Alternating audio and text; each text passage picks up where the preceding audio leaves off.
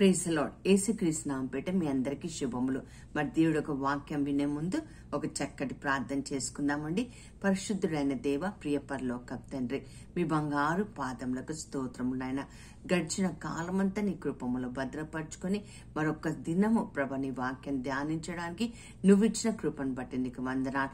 నువ్వు మాట్లాడుతుండగా వినగలిగిన చెవులు, గ్రహించగలిగిన హృదయం, స్పందించగలిగిన జీవితం మాకు దయచేయమని యేసు నామమున ప్రార్థించి వేడుకొంచున్నాము తండ్రి.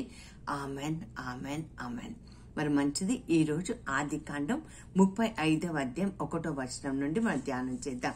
ఇక్కడ పరిశుద్ధాత్మ దేవుడు ఏం రాయించారంటే, ఇక్కడ చూడండి, దేవుడు యాకోబుతో నువ్వు లేచి బెతేలుకు వెళ్లి అక్కడ నివసించిన నీ సహోదరుని ఏసావు ఎదుట నుండి నువ్వు పారిపోయినప్పుడు నీకు కనపడిన దేవునికి అక్కడ బలిపీఠం కట్టమని చెప్పగా, ఇక్కడ యాకోబుకి దేవుడు ఒక ఆజ్ఞనిస్తున్నాడు.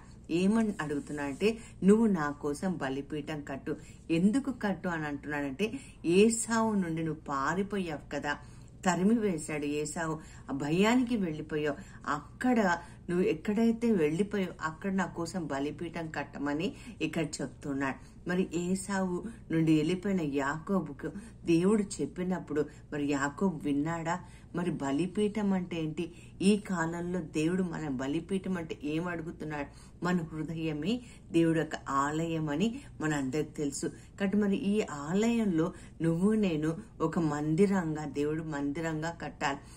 దేవుడు మందిరంగా కట్టాలి. మరి దేవుడు మన హృదయంలో దేవుడు ఒక ఆసీనుడై ఉండాలంటే, మన హృదయంలో దేవుడు నివాసమై ఉండాలంటే, మన దేవుడు తన బలిపీఠ ఏర్పాటు చేసుకొని మన హృదయంలో, మన జీవితంలో ప్రవేశించాలంటే మరి మనం ఏం చేయాలో యాకోబు జీవితం ద్వారా తెలుసుకోవడానికి ప్రయత్నం చేద్దాం.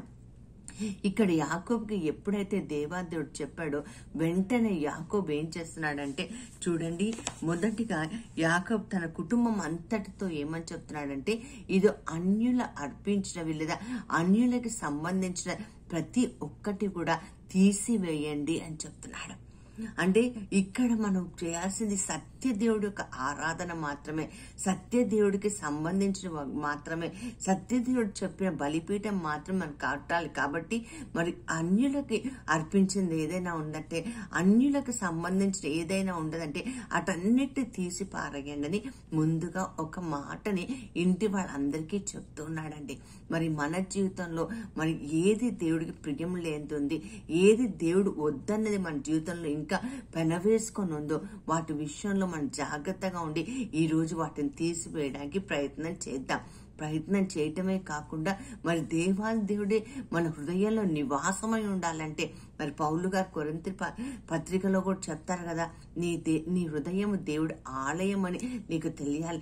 కాబట్టి ప్రియులారా, ఈ రోజు మన దేవుడికి సంబంధించినవి ఏవైనా ఉన్నాయో వాటన్నిటిని మనం తీసివేయాలని బైబిల్ ఈరోజు స్పష్టంగా చెప్తుంది. అంతేకాకుండా కుటుంబ సభ్యులకి అందరికీ ఏమని చెప్తున్నాడంటే, ఇదిగో మిమ్మల్ని మీరు శుద్ధి చేసుకోండి. పవిత్రుడైన దేవుడు ఆయన ఒక మాట చెప్తారండి, ఏమంటే, నేను పవిత్రుడిని కనుక మీరు కూడా పవిత్రంగా ఉండండి అని ప్రభువు చెప్తుంటారు కదా.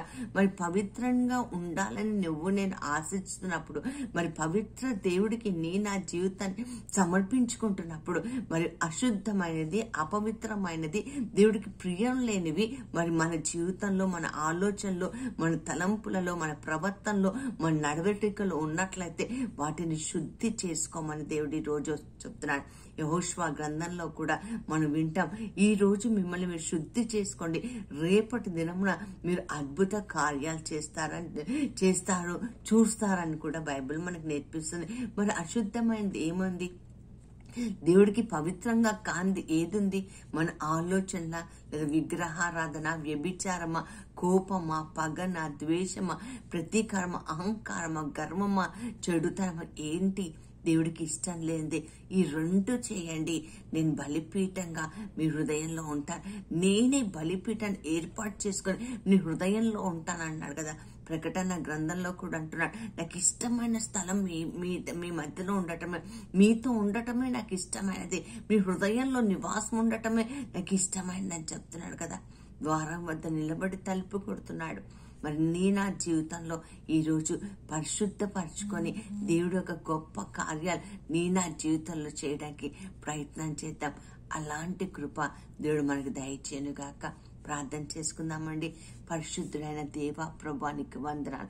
ఈ దినాన్ని బట్టి నీకు వందనాలు. అవును ప్రభా, మీకు సంబంధించినవి మా జీవితంలో పెనవేసుకుంటున్నట్లయితే వాటన్నింటిని తొలగించుకొని మమ్మల్ని మీరు శుద్ధి చేసుకొని నీకు ఆలయంగా మారే కృపను దయచేయమని యేసు నామమున ప్రార్థించి వేడుకొంచున్నాను తండ్రి.